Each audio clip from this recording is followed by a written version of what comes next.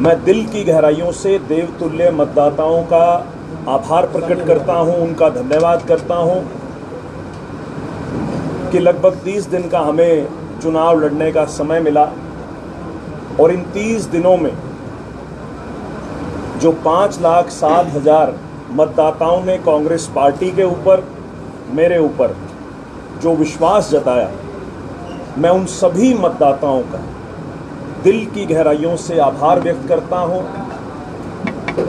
मैं आभार व्यक्त करता हूं कांग्रेस पार्टी के पार्लियामेंट के सभी सीनियर नेताओं, जिन्होंने इस चुनाव को अपने हाथों में लेकर बड़ी मजबूती से चुनाव लड़ा। मैं धन्यवाद करता हूं कांग्रेस पार्टी के एक एक कार्यकर्ता का, जिन्होंने इस चुनाव के अंदर दिन रात मेहनत करी, ना दिन देखा ना रात देखी, जो निरंतर कांग्रेस पार्टी का झंडा लेकर लगातार जिन्होंने चुनाव के अंदर परिश्रम करने का काम किया। और मैं धन्यवाद करता हूं प्रत्येक मतदाता का कि जिन्होंने इस चुनाव में हमारे ऊपर विश्वास जताया। मैं धन्यवाद करता हूं प्रशासन का कि जिनकी देखरेख में ये चुनाव हुआ और बड़ा संपन्न चुनाव हुआ। किसी भी प्रकार की कोई दुर्घटना या कोई लड़ाई झगड़े का इसके अंदर करनाल पार्लियामेंट के अंदर हमें सुनने को नहीं मिला। और मैं धन्यवाद करता हूं मीडिया के आप सभी साथियों का, क्योंकि आपने भी बड़ा एक पॉजिटिव रोल इस चुनाव के अंदर दर्ज किया। इस चुनाव के अंदर जब शुरुआत हुई तो भिन्न भिन्न प्रकार की बातें, जब कांग्रेस का प्रत्याशी जब मुझे बनाया गया तो भिन्न भिन्न प्रकार की बातें आई, लेकिन हमने सभी 36 बिरादरी को साथ लेकर, सभी कांग्रेस के नेताओं को साथ लेकर हमने इस चुनाव को शुरू किया। और आज जब नतीजे, क्योंकि कल आए थे, नतीजे आने के बाद जो मार्जिन पिछले चुनाव में लगभग 6.5 लाख से ऊपर का मार्जिन था और वो मार्जिन सिकुड़कर 2.25 लाख के आसपास का वो मार्जिन रह गया। तो असल मायने में बीजेपी तो कहीं ना कहीं 2-2.5 लाख वोट बीजेपी का कम हुआ है और कांग्रेस पार्टी का वोट शेयर कहीं ना कहीं पिछली बार 2.5 लाख था, वो दोगुना होके जो है 5 लाख को हमने पार किया है। हमें पूरी उम्मीद थी कि हम चुनाव जीतेंगे, लेकिन जो लोगों ने वर्डिक्ट दिया है, हम हाथ जोड़कर उस वर्डिक्ट को स्वीकार करते हैं और विश्लेषण भी जरूर कर रहे हैं। चुनाव के नतीजे चूंकि कल आए हैं, तो प्रत्येक विधानसभा में किन बूथों के ऊपर हम जीते हैं, किन बूथों पे हमारे वोट हमारी उम्मीद के अनुकूल नहीं आ पाए, तो उसका विश्लेषण भी हम सभी सीनियर नेताओं के साथ बैठकर उसका विश्लेषण करेंगे। लेकिन जिस प्रकार से पूरे हरियाणा के अंदर आज माहौल है, 10 में से 5 सीटें कांग्रेस ने हरियाणा के अंदर जीती हैं, ये कहीं ना कहीं इस बात का संकेत है कि बीजेपी से हरियाणा की जनता नाखुश है, क्योंकि मोदी जी का फैक्टर भी इस चुनाव के अंदर कहीं ना कहीं थोड़ा बहुत देखने को मिला। और हरियाणा के अंदर क्योंकि खट्टर साहब मुख्यमंत्री थे और अभी मौजूदा मुख्यमंत्री नायब सिंह सैनी हैं, बीजेपी की केंद्र और प्रदेश में सरकार होने के बावजूद हरियाणा के लोगों ने 5-5 सीट देकर कहीं ना कहीं एक अपनी नाखुशी इस सरकार से व्यक्त करने का काम किया है। क्योंकि हरियाणा के विधानसभा चुनाव सितंबर-अक्टूबर में चुनाव है, तो मुझे लगता है कि जिस प्रकार का वर्डिक्ट लोगों ने दिया है, आने वाले समय में हरियाणा के अंदर कांग्रेस की सरकार बनेगी और पूरे हरियाणा में आज जो है वो कांग्रेस की लहर चल रही है। जो बीजेपी 10-0 की बात करती थी, आज वो बराबर आके खड़ी है। और अगर मैं विधानसभा के आंकड़े में गलत नहीं हूं तो लगभग 46 विधानसभाओं में हरियाणा में कांग्रेस पार्टी ने बीजेपी से बढ़त बनाई। 56 विधानसभा 46 विधानसभाओं। और अगर मैं करनाल पार्लियामेंट की बात करूं तो जैसे असंध में हम लगभग सिर्फ 1654 वोटों के मार्जिन से हम पीछे रहे। इस राणा में बात करें तो लगभग 6700 का मार्जिन जो है हमारा पीछे रहा है। इस प्रकार से देखा जाए अगर विधानसभा के परिप्रेक्ष्य में ये नतीजा देखा जाए तो सीधे तौर पर हरियाणा के अंदर कांग्रेस की सरकार बनने जा रही है। तो मेरा आज आप सभी साथियों से रूबरू होने का मकसद सिर्फ ये है कि आपके माध्यम से मैं प्रत्येक मतदाता तक अपनी अपील पहुंचाऊं कि हम उनके मत की, उनके विश्वास की कदर करते हैं और उनको एक विश्वास भी दिलाता हूं। जिस उम्मीद से उन्होंने मुझ पर, कांग्रेस पार्टी पर विश्वास जताया है, अगर लोग संसद में भेजते तो करनाल और पानीपत की जनता की लड़ाई संसद में लड़ता, लेकिन लोगों ने जो वर्डिक्ट दिया है उसे हाथ जोड़कर स्वीकार करता हूं। लेकिन अब करनाल और पानीपत की जनता की लड़ाई सड़कों पर लड़ेंगे, संसद नहीं तो सड़क ही सही, सड़कों पर और करनाल और पानीपत की जनता की लड़ाई लड़ेंगे। और मैं एक एक मतदाता को यहां से अपील करता हूं कि रात के 12 बजे भी आपको कोई परेशानी हो तो आपके भाई का नंबर आपका 24 घंटे ऑन है, आपके बेटे का नंबर 24 घंटे ऑन है। किसी भी व्यक्ति को मेरे लायक कोई चीज हो तो मैं 24 घंटे आपकी सेवा में उपलब्ध हूं। और जहां भी ये सरकार आम व्यक्ति के साथ, लोगों के साथ उनके अधिकारों के हनन करने की कोशिश करेगी, आम आदमी के साथ गलत करने की कोशिश करेगी, पूरी मजबूती के साथ लोगों के साथ कंधे से कंधा मिलाकर ये लड़ाई लड़ेंगे। और जिन मतदाताओं ने बीजेपी पर विश्वास जताया उनको भी मेरा अनुरोध है कि आपके लिए भी आपका ये बेटा 24 घंटे उपलब्ध है। खट्टर साहब की जिम्मेवारी यहाँ से बढ़ गई है, लेकिन अगर खट्टर साहब अपनी जिम्मेवारियों को पूरा करने में नाकाम रहे तो मनोहर लाल खट्टर जी को चैन की नींद मैं भी नहीं सोने दूंगा। पहला काम है मनोहर लाल खट्टर जी करनाल और पानीपत की जनता के उम्मीदों पर खरा उतरें।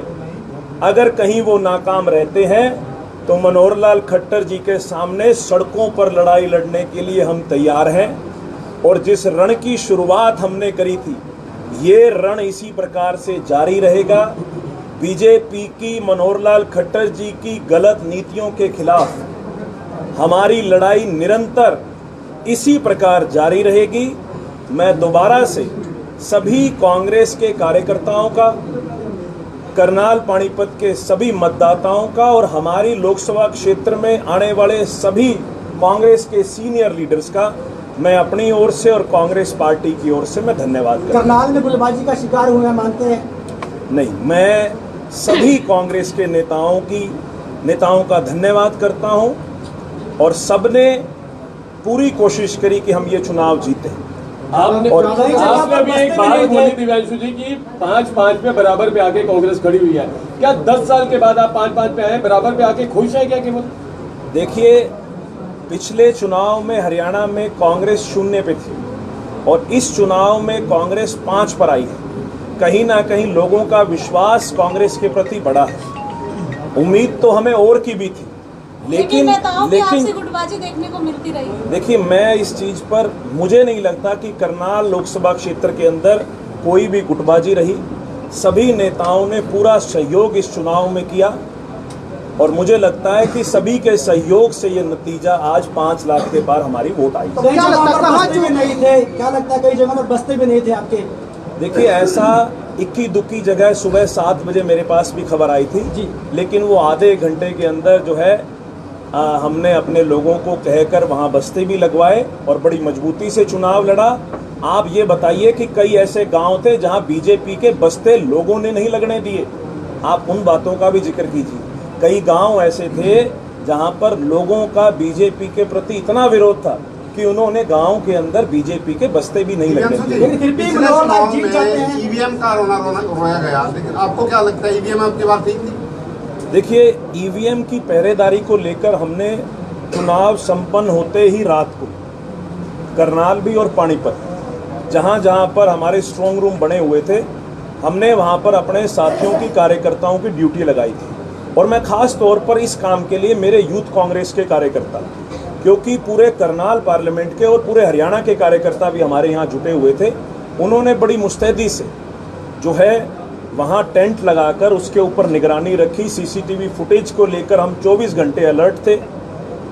लेकिन अंदर अगर कुछ हो मैं उसमें कह नहीं सकता, लेकिन ईवीएम के साथ इस पूरे प्रोसेस के अंदर काउंटिंग तक कोई इस प्रकार की छेड़खानी नहीं हुई और मैं खास तौर पे इस सहयोग के लिए प्रशासन का धन्यवाद। दिव्यांशु जी, लगता है अगर टिकट चाहे विधानसभा की बात करें, लोकसभा की टिकट अगर पहले मिलती तो हो सकता है मुख्य मनोहरलाल खट्टर को इतनी बढ़त ना मिलती और क्या पता दोनों सीटें करनाल से कांग्रेस जीत जाती। देखिए, अब हारा नहीं हूँ और मनोहर लाल को जोड़ा लेकर वापस भेज दूंगा।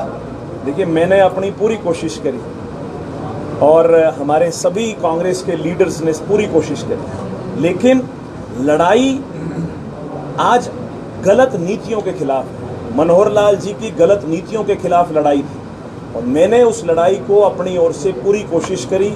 103 बुखार में भी मैंने चुनाव लड़ा। लास्ट के एक हफ्ता मेरे को 103 बुखार था। रात को 3 बजे ड्रिप लगवाता था, सुबह 7 बजे फिर कैंपेनिंग में पहुंचता था। मैंने अपनी ओर से पूरी कोशिश करी, लेकिन जो लोगों ने फैसला दिया वो सर माथे है, उनका फैसला हाथ जोड़ के सभी कार्यकर्ताओं, क्या कांग्रेस पार्टी में आपस में द्वंद्व चल रहा है इस तरह का? देखिए, मुझे लगता है कि इस बात के लिए आप त्रिलोचन जी से अलग से प्रतिक्रिया ले तो बेहतर है, लेकिन मैं ये कहता हूँ कि जितना मैंने चुनाव लड़ा, सभी नेताओं ने एक पॉजिटिव रोल अदा करते हुए इस चुनाव के अंदर मेरी मदद की। सर, लगातार देखा जा रहा था कि भाजपा में कांग्रेस भाजपा में खामियां गिनवा रही, तो क्या लगता है कहाँ चूक रहे हैं? देखिए, चूक तो अभी विश्लेषण, क्योंकि बूथ वाइज रिजल्ट आएगा, हम उसको ऑब्जर्व करेंगे, उसके बाद एक डिटेल प्रेस वार्ता भी करेंगे कि कहाँ कमियां रहेगी, क्योंकि कल चुनाव के नतीजे आएंगे। 9 की 9 विधानसभाओं में बूथ पर कहाँ कमियां रहेगी उसको विश्लेषण करने के बाद चुनाव भी लड़ेंगे आने वाले समय में। देखिए, मेरा अभी इसके ऊपर कोई जवाब नहीं है, ये पार्टी का फैसला है।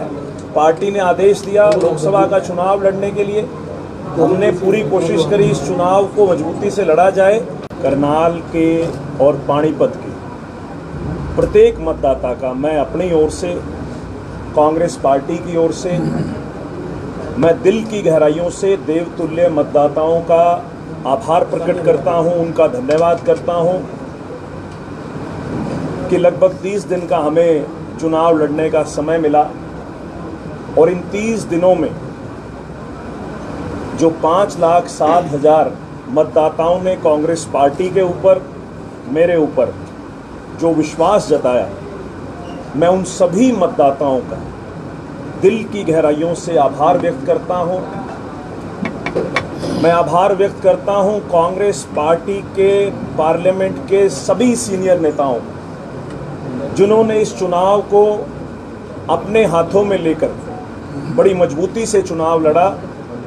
मैं धन्यवाद करता हूं कांग्रेस पार्टी के एक एक कार्यकर्ता का, जिन्होंने इस चुनाव के अंदर दिन रात मेहनत करी, ना दिन देखा ना रात देखी, जो निरंतर कांग्रेस पार्टी का झंडा लेकर लगातार जिन्होंने चुनाव के अंदर परिश्रम करने का काम किया।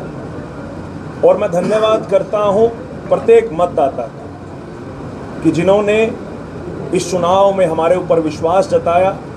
मैं धन्यवाद करता हूं प्रशासन का कि जिनकी देखरेख में ये चुनाव हुआ और बड़ा संपन्न चुनाव हुआ। किसी भी प्रकार की कोई दुर्घटना या कोई लड़ाई झगड़े का इसके अंदर करनाल पार्लियामेंट के अंदर हमें सुनने को नहीं मिला।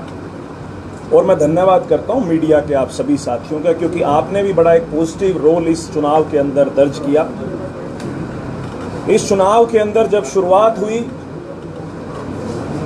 तो भिन्न भिन्न प्रकार की बातें, जब कांग्रेस का प्रत्याशी जब मुझे बनाया गया तो भिन्न भिन्न प्रकार की बातें आई, लेकिन हमने सभी 36 बिरादरी को साथ लेकर, सभी कांग्रेस के नेताओं को साथ लेकर हमने इस चुनाव को शुरू किया।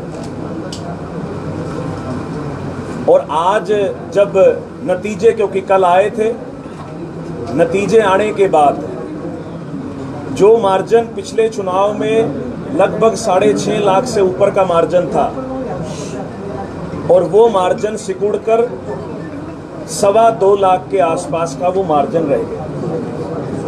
तो असल मायने में बीजेपी तो कहीं ना कहीं 2-2.5 लाख वोट बीजेपी का कम हुआ है और कांग्रेस पार्टी का वोट शेयर कहीं ना कहीं पिछली बार 2.5 लाख था, वो दोगुना होके जो है 5 लाख को हमने पार किया है।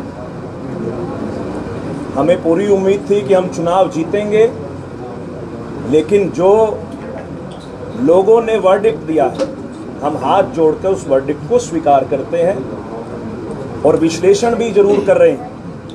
चुनाव के नतीजे चूंकि कल आए हैं, तो प्रत्येक विधानसभा में किन बूथों के ऊपर हम जीते हैं, किन बूथों पे हमारे वोट हमारी उम्मीद के अनुकूल नहीं आ पाए, तो उसका विश्लेषण भी हम सभी सीनियर नेताओं के साथ बैठकर उसका विश्लेषण करेंगे। लेकिन जिस प्रकार से पूरे हरियाणा के अंदर आज माहौल है, 10 में से 5 सीटें कांग्रेस ने हरियाणा के अंदर जीती हैं, ये कहीं ना कहीं इस बात का संकेत है कि बीजेपी से हरियाणा की जनता नाखुश है, क्योंकि मोदी जी का फैक्टर भी इस चुनाव के अंदर कहीं ना कहीं थोड़ा बहुत देखने को मिला। और हरियाणा के अंदर क्योंकि खट्टर साहब मुख्यमंत्री थे और अभी मौजूदा मुख्यमंत्री नायब सिंह सैनी हैं, बीजेपी की केंद्र और प्रदेश में सरकार होने के बावजूद हरियाणा के लोगों ने 5-5 सीट देकर कहीं ना कहीं एक अपनी नाखुशी इस सरकार से व्यक्त करने का काम किया है।